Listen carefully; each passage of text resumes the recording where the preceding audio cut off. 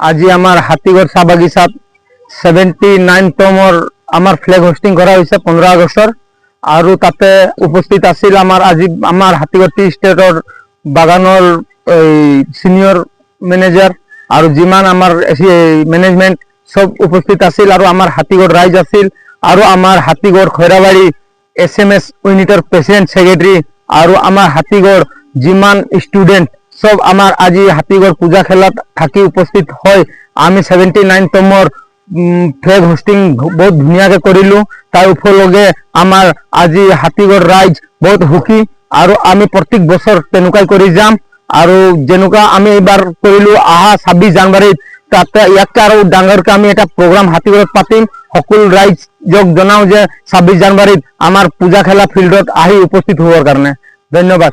বন্দে মাতরম, বন্দে মাতরম, বন্দে মাতরম, বন্দে মাতরম, বন্দে মাতরম, বন্দে মাতরম। নমস্কার। আজি আমার হাতীগড় রাইজ হাতীগড় পূজা করা ফিল্ডত আমার যিমান উপস্থিত হওয়া আমার খৈরাবাড়ি SMS গুড বুট সাইড তথা আমার হাতীগড় ম্যানেজমেন্ট টিম তথা হাতীগড় রাইজ সমূহ আমি 79তম স্বাধীনতা দিবস সবক আন্তরিক শুভেচ্ছা জ্ঞাপন কৰিছো।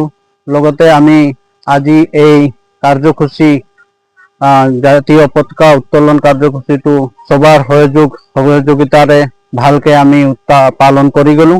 আৰু আমাৰ যিমান ৰাইজ সব আমাৰ সুখী আজি আমাৰ এই প্ৰগ্ৰামটো কৰি।